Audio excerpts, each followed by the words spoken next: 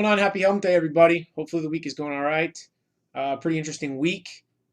Gonna try to do more videos, so I wanted to get one out midweek, and just want to talk a little bit about. I know I mentioned some levels and some, potential plays on stuff, and really wanted to just talk about them. I know at the end of the day, I'm not one to kind of predict where things are gonna go because at the end of the day, you don't know. But the one thing that I'm trying to do lately is be able to really try to jot out levels on the bigger names and then try to understand sentiment to the best of my ability and then try to figure out, if there's, potential trades in there at all.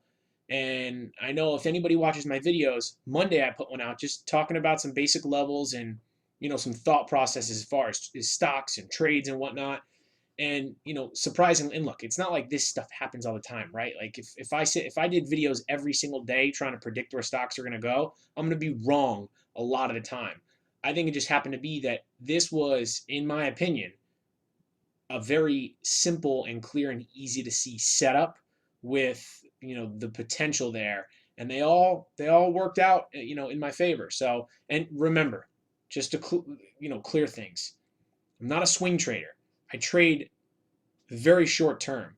So when I talk about, stocks having the potential to, or what I think, they're going to go from here to here, it doesn't mean that I'm putting a position on and then I'm literally going to hold that thing until target is hit.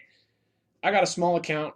I just try to get small gains. But what I try to do is I try to trade a stock numerous times within that area because I try to see it and say, okay, great. Well, if something's going to break here and it could potentially go there, I'm just trying to trade it numerous times within that area. I'm not putting on swing trades. I'm not holding trades long. At the end of the day, I'm a short-term trader. That's just who I am, and that is all that I focus on. So I just basically try to get small gains in there. So just to talk about some of the things. I know Tesla. Everybody's probably been watching Tesla, right? On the daily, this thing got destroyed. Sold off into a lot of support. And on a 30-minute chart, one of the things that I'm doing is I'm trying to look at higher time frames, 30-minute, hourly, to try to get a bigger picture. So Tesla, I noticed, was chopping around in a channel for a while. Huge, I mean, this big red bar with a lot of volume, could not break lower. Held 307, held 310, and then started to get tight. And this 317 level looked pretty important to me because Tesla was beat on the daily, so it was due for a bounce in my opinion. And it hit its head on this level numerous times. Once, twice, 3 times, 4 times, 5 times, 6 times. Basic technical analysis. The more times a level gets hit, when it breaks, the bigger of a move that it will likely have. Doesn't mean that it will likely have. And what do you know? Tesla finally broke, and surprisingly enough, it filled the gap right to that area of where I mentioned I thought the gap would fill at that 326.33. So levels and gaps, they seem to come into play. I'm doing these videos now to potentially help others, but also at the same time, really for myself. So I can go back and I can look at these videos and really try to see that these things do come into play and they work. So, Tesla, big move. I mean, there was from 317 up to, what was that high there? 333. So real big moves. I try not to mess with Tesla too much because I have a really small account. I think that this would be great for options down the road when I, see opportunities in these much more expensive stocks to be able to, play some calls on this and then probably even be able to hold it a little bit longer because I'm not so worried about, potentially taking a big hit where, with the options you can, as far as the risk, it's a lot less and there's limited downside. So, but that's a whole other story. So, Tesla, I mean, this was picture perfect. This is not going to happen every single time, but, this worked really well. So at least I was on the right, I had the right vision as far as what this thing was going to do. Facebook. 152 kind of on Facebook. This thing had, all the tech names, a bit of a pullback, right? We've been in kind of this buy the dip attitude for a while, so it seemed to be that this was a dip that had the potential to be bought. And what do you know? Facebook Notice this 152 level on a 30-minute chart happened to be, support at one point and then became resistance. The more times that a level gets hit, when it breaks, it has the opportunity to move, is what I've noticed. So, and then Facebook started to, tighten up, and it had a couple higher lows, right? So buyers are stepping up, and these are just some of the things that I noticed. And then eventually it breaks 152, and Facebook hit new all-time highs. Crazy. So just being able to see this, using higher time frames. What else? In NVDA. So NVIDIA had a pullback on a crazy run, right? Noticed it held that 140 area, kind of buy the dip sentiment, right? Put in a couple higher lows, got real tight on a 30-minute chart, and this thing has exploded. And it broke above 144, held, and broke above this 147.50. And I mean, this thing is just crazy. It ripped. And I only traded this a couple times, and I didn't take huge moves on it because, once again, I'm a short-term trader. Maybe one day down the road I'll worry about holding on to swing trades and going for those bigger moves, but I have a tiny account, so I can't. I just, at the moment, I don't really like holding positions for long term, just in case if something bad were to happen. I don't want my account to take a massive hit. So I focus on the intraday, trying to build up a nice foundation, and then eventually down the road be able to take advantage of much bigger moves, and even using options in cases, in instances like this, to be able to capture a nice move.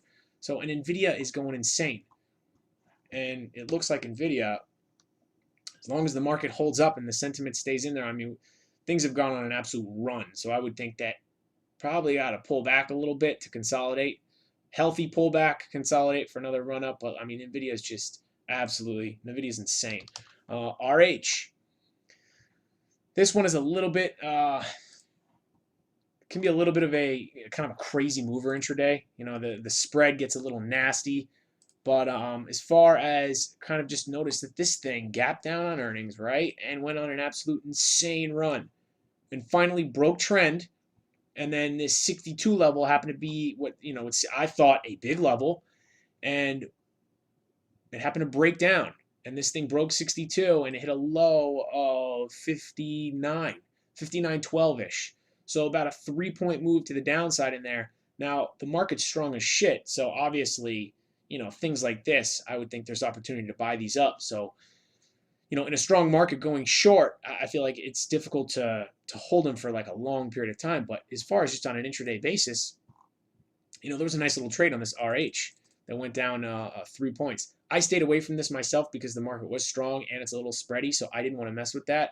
I focused more on the the bigger names, and that's pretty much it as far as some of the things that I did talk about. I know some other big names. This Apple, has been real tight in the channel. It's kind of lagging in the tech sector, which makes you wonder. But if this thing finally has a go, there could be a nice move in here, assuming that the sentiment stays the same, the market stays strong. Apple has been putting in a bunch of higher lows, and it's tight. This 146 seems to be a huge level that I've noticed. So even today, intraday, we hit right into that and then sold off. So there's obviously massive amounts of resistance there. If we continue to hold up, continue to stay tight, and then eventually can push over this, once again, the more times that this thing can hit that level and then it breaks, the bigger the move that there potentially is, that I would think. So Apple, what else? Netflix has had, pretty interesting move. There were some, levels in the 30-minute. Couple higher lows, broke through it, held, and then Netflix has gone on a rip. So these are just some of the things that I'm noticing and, wanted to get out there.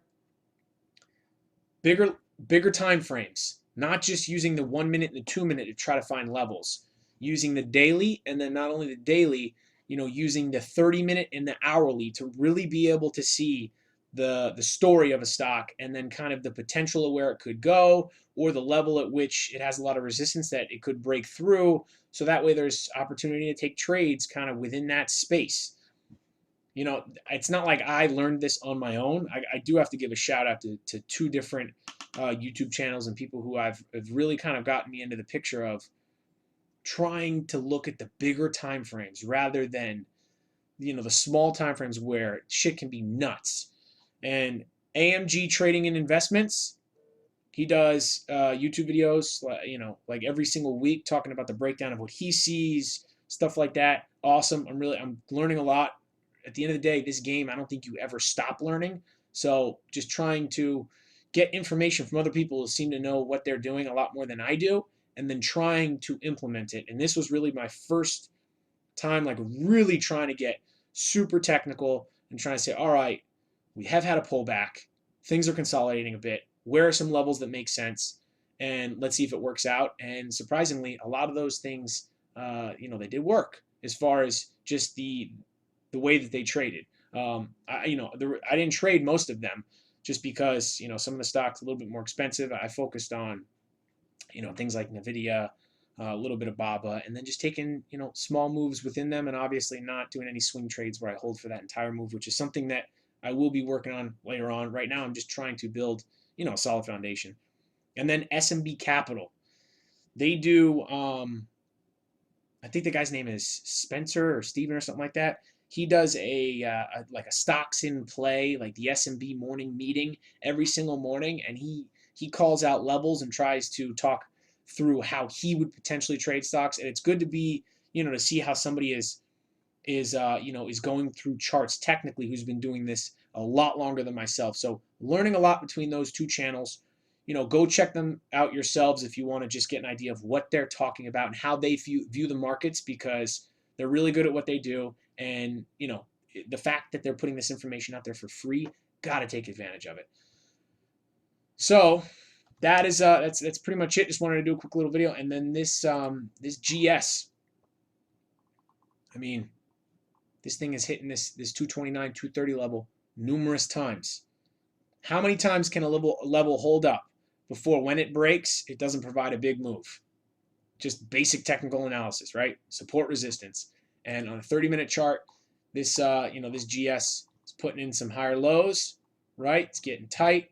On an hourly, this thing has been hitting this level numerous times, and on a daily, seems like it's due for a push. And if financials can report good earnings and the market can take to it well, and there's some more strength and the sentiment of, you know, kind of buy the dip and, you know, another rally comes, then I think financials, I think GS, you know, has a shot. So we'll see how that goes, and you know, try to take advantage of a couple trades throughout, you know, some of that momentum.